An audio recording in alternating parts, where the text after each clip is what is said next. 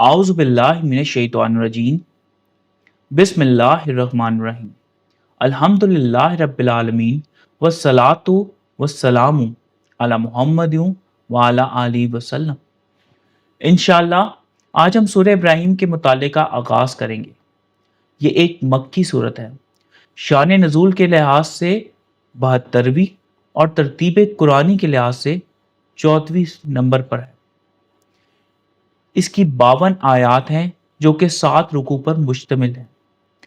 سورت کا نام اسی سورت کی آیت نمبر 35 پہ مذکور حضرت ابراہیم خلیل اللہ کے نام پر ہے۔ آئیے مطالعہ قرآن کا آغاز اس دعا کے ساتھ کرتے ہیں کہ اللہ تعالیٰ اپنے حبیب رحمت للعالمین صلی اللہ علیہ وآلہ وسلم کے طفیل ہمیں قرآن کریم کا صحیح مفہوم عطا فرمائے، آمین۔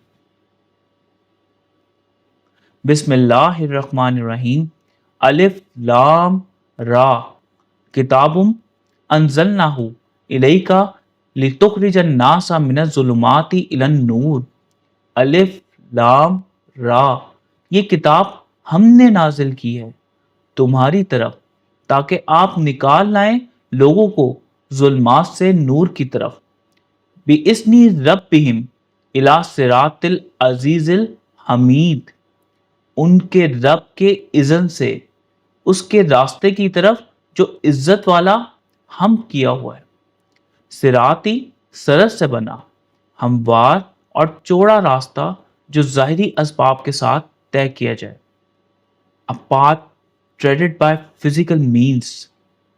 اے داعیے حق، یہ کتاب آپ پر اس لیے نازل کی گئی ہے کہ آپ لوگوں کو رب کریم کے اذن سے اندھیروں سے نکال کر نور کی روشنی میں اس راستے پر لے کر آئیں جو ان کے زبردست تعریفوں والے رب کی طرف لے کر جاتا ہے۔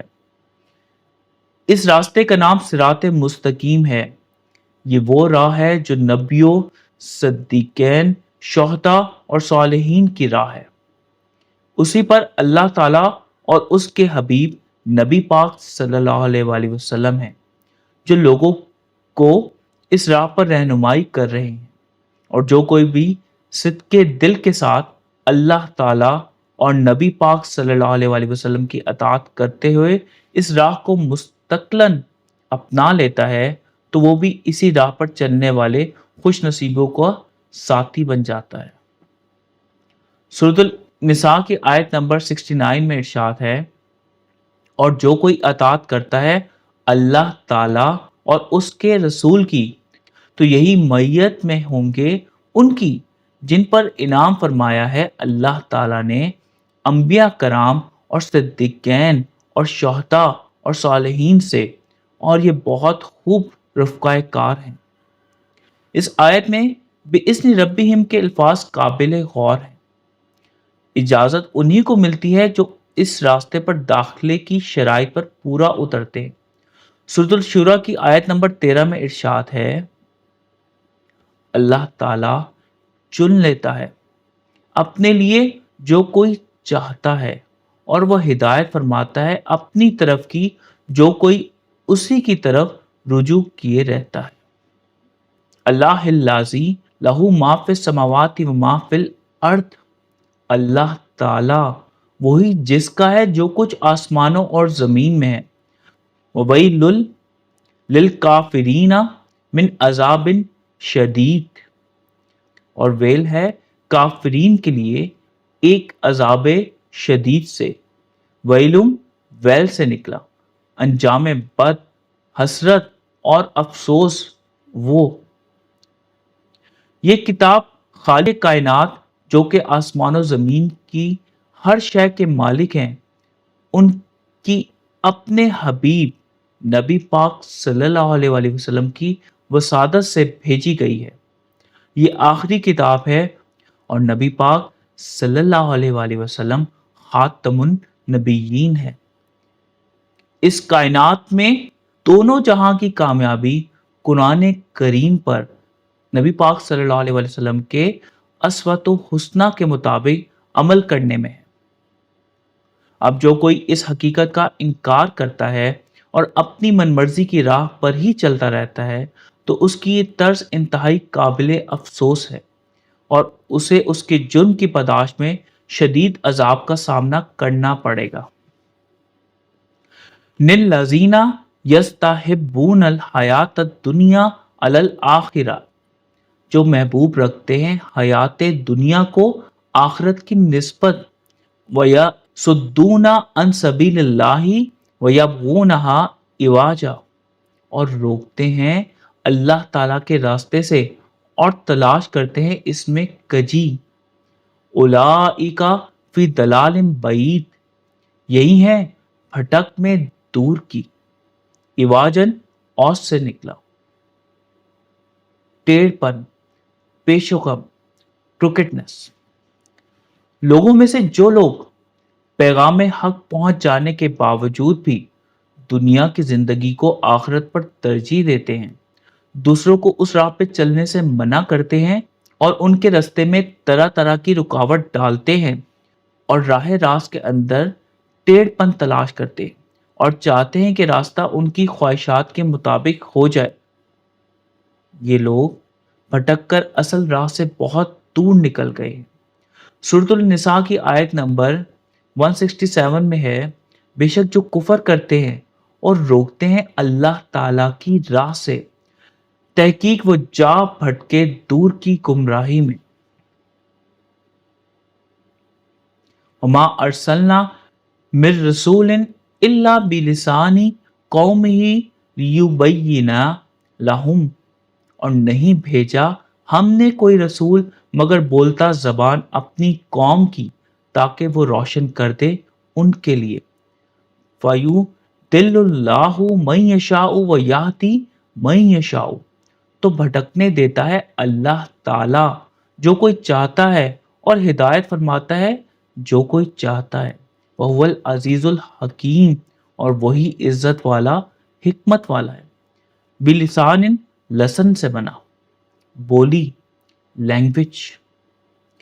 اللہ تعالیٰ کا دستور رہا ہے کہ جب بھی کسی قوم کی طرف کوئی رسول بھیجا تو انہی میں سے بھیجا تاکہ وہ انہی کی زبان میں انہیں پیغام حق پہنچائے اور رب کریم کے احکامات ان پر پوری طرح واضح کر دے، تاکہ کسی کے پاس یہ حجت نہ رہے کہ پیغام تو کسی اور زبان میں ہے جبکہ مخاطبین کسی اور زبان۔ اس حکمت سے متعلق سورہ فصلت کی آیت نمبر 44 میں ارشاد ہے، اور اگر ہم کر دیتے اسے قرآن عجمی تو وہ کہتے کیوں یہ مفصل کی گئی اس کی نشانیاں، کیا ایک عجمی اور ایک عربی؟ کہہ دے یہ ایمان رکھنے والوں کے لیے ہدایت اور شفا ہے، اور جو نہیں ایمان لاتے ان کے کانوں میں گرانی ہے اور یہ ان پر اندھا پن ہے۔ یہی ہیں جن کو ندا کی جاتی ہے کسی مکان بعید سے۔ پیغام حق پہنچ جانے کے بعد جو کوئی اسے قبول کر کے اللہ تعالیٰ سے ہدایت کا طلبگار ہوتا ہے، اللہ تعالیٰ اس کے لیے رہنمائی کا بندوبست فرما دیتے ہیں، جیسے کہ سورۃ الانعام کی آیت نمبر 125 میں ارشاد ہے۔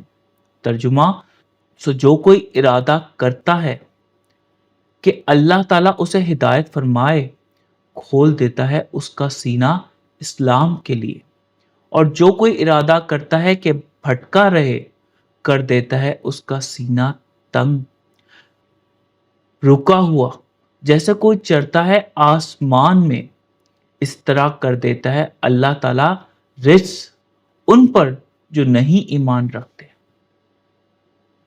وَلَقَدْ أَرْسَلْنَا مُوسَىٰ بِآيَاتِنَا، اور تحقیق ہم نے بھیجا موسیٰ علیہ السلام کو اپنی نشانیوں کے ساتھ، ان اخرج قومک من الظلمات الی النور، کہ نکالنا ہے اپنی قوم کو ظلمات سے نور کی طرف، وَذَكِّرُهُمْ بِأَيَّامِ اللَّهِ، اور یاد دلائیں انہیں ایام اللہ سے، إِنَّ فِي ذَلِكَ لَآيَاتٍ لِكُلِّ صَبَّارٍ شَكُورٍ، بے شک اس میں نشانیاں ہیں ہر صبر کرنے والے شکر گزار کے لیے بھی ایام اللہ ناقابل فراموش واقعات کے ہیں، جب کسی قوم پر قانون خداوندی کے مطابق کوئی نہ کوئی عذاب نازل ہوا۔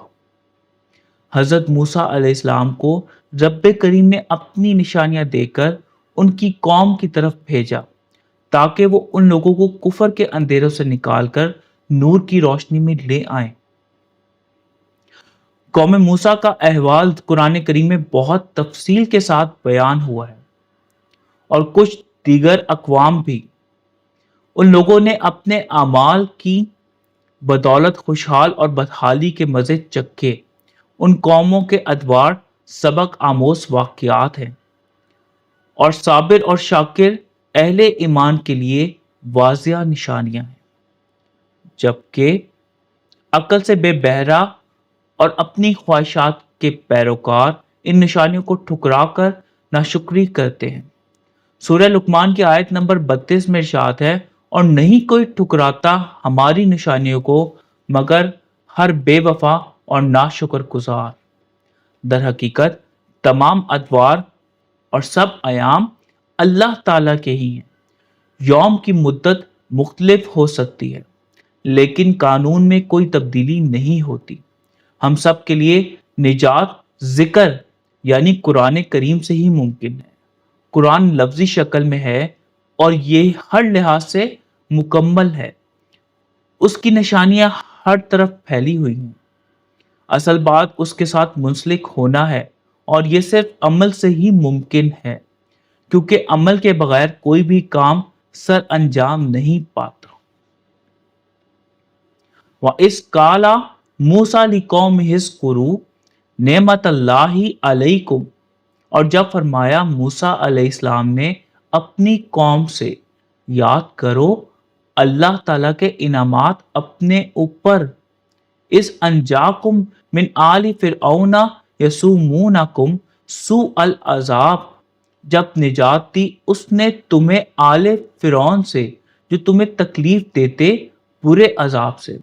وَيُذَبِّحُونَ أَبْنَاءَكُمْ وَيَسْتَحْيُونَ نِسَاءَكُمْ، اور ذبح کر دیتے تمہارے بیٹوں کو اور زندہ رہنے دیتے تھے تمہاری نسواں کو۔ وَفِي ذَلِكُمْ بَلَاءٌ مِّن رَبِّكُمْ عَظِيمٌ، اور اس میں ایک جانچ تھی تمہارے رب کی طرف سے بہت بڑی۔ یسومونکم سوم سے بنا، اپنا مقصد حاصل کرنے کے لیے کسی کو تکلیف دینا، ٹیس۔ یذبحون ذبح سے نکلا، گلا گھونٹنا، کسی کو جوہر حیات سے محروم کر دینا، اس حد تک کمزور اور غیر مؤثر کر دینا یا ایسی حالت تک پہنچا دینا کہ اس کی موجودگی اور عدم موجودگی تقریباً برابر ہو جائے، سلوٹر۔ حضرت موسیٰ علیہ السلام نے اپنی قوم سے فرمایا کہ اللہ تعالیٰ کے انعامات اور احسانات کو یاد رکھو کہ کس طرح اس نے تمہیں فرعونیوں سے نجات دی، جو تمہیں ہر وقت کسی نہ کسی عذاب کا نشانہ بنائے رکھتے تھے، تمہارے بیٹوں کو ذبح کر دیتے تھے اور تمہاری خواتین کو زندہ رہنے دیتے تھے، تمہیں ہر طرح کی سہولتوں سے محروم رکھتے تھے اور ہر وقت دبائے رکھنے کی چالیں چلتے رہتے تھے۔ اس میں تمہارے لیے تمہارے رب کریم کی طرف سے ایک بڑی جانچ تھی۔ جانچ کا مقصد معیار کو معلوم کرنا ہوتا ہے، اور جب تم نے صبر کیا اور اس مطلوبہ معیار پر پورے اترے تو اللہ تعالیٰ نے تمہیں نجات بخشی۔ سورۃ الاعراف کی آیت نمبر 137 میں اس حقیقت کو کچھ اس طرح بیان کیا گیا ہے۔ ترجمہ: اور ہم نے وارث کیا قوم کو جو کمزور کر دیے گئے تھے زمین کے مشارق اور مغارب کا، جس میں ہم نے برکت دی، اور تمام ہوئے کلمات تمہارے رب کے احسن طور پر اوپر بنی اسرائیل کے بسبب ان کے صبر کے، اور ہم نے برباد کر دیے جو تصنع کیا تھا فرعون اور اس کی قوم نے اور جو وہ چڑھائے ہوئے تھے۔ ایک مختصر سا خلاصہ آج کے پڑھے گئے رکوع کا۔ اللہ تعالیٰ کی طرف سے بنی آدم کی ہدایت کے لیے قرآن آخری اور حتمی کتاب ہے، جو کہ خاتم النبیین نبی پاک صلی اللہ علیہ وآلہ وسلم کی وسادت سے نازل ہوا ہے۔ ہم سب کی نجات کا واحد ذریعہ اس کتاب پر نبی پاک صلی اللہ علیہ وآلہ وسلم کی سنت مبارکہ کے مطابق عمل کرنے میں ہے۔